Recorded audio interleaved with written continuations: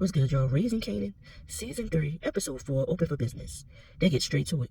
Ronnie kills the bouncer from the last episode, takes his car, keys, license, everything, money, whatever, and peels off. He's using the car to stalk everybody at this point.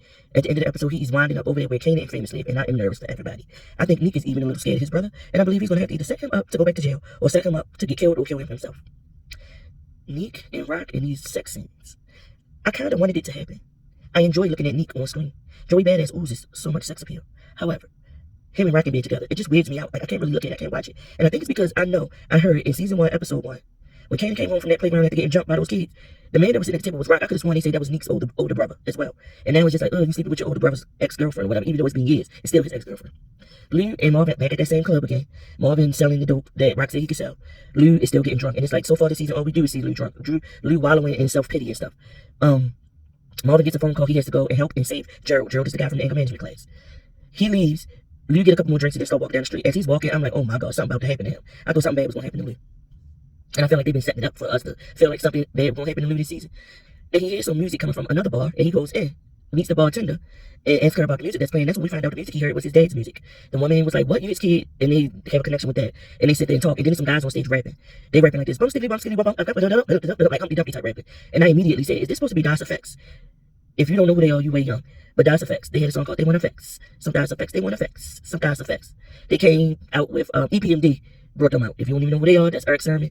And the other one name was Paris, I believe. But they was what was they called? Their little rap group. It wasn't Flip Mode. Flip Mode was Busta Rhymes in them. But EPMD had their own thing, and they brought out like Redman. They had Redman. I think DOS Effects was with the whole group that EPMD had, I think. But anyway, back to the show. I'm going off on another tangent. Lou gets into it with somebody at that bar for disrespecting the people that's on stage. And I think he's going to set it up to have like open mic nights and talent nights and stuff like that. But those guys, they definitely was giving DOS Effects. DOS Effects were one-hit wonders. They hit that one hit and that was it. Which was normal for rap back then.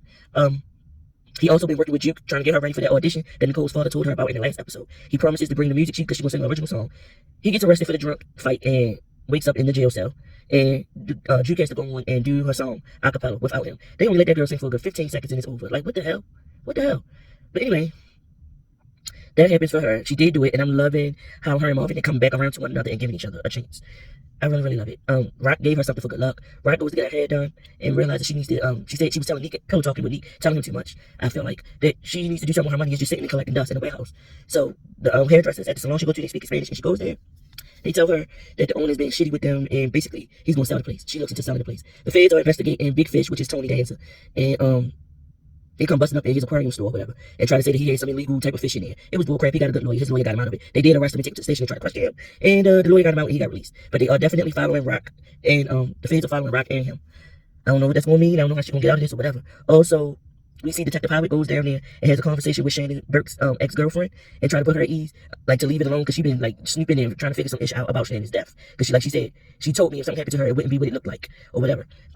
But he played on her conscience and everything and made it seem like Burke definitely was troubled and she definitely killed herself. But I don't know if that's going to stop her. That conversation is going to stop her from snooping and trying to figure it out. I don't know. But the episode was pretty good. Oh, Kanan actually got his little business, his messenger drug business off the ground. And like I said, he happened to look up. Famous is helping him, but he happened to look up and Ronnie is right there watching. Rock is still doing what she can do to try to get Kanan to come back home. Famous want to go back home with his mama, but Kanan don't want to go back home. So Kanan is doing what he can do so he can keep helping Famous pay the bills so they can keep living on their own. Even though Famous don't want to live on his own anymore. He want to go back home and be a kid again. Honestly, I would put Kanan Tail out because Kanan did jack him up this episode for accepting some money from Rock. Because she can't pay to give him some money. She said she didn't want Kanan in the business no more. So she gave Famous the money and told him to tell Kanan whenever they need something, just let her know.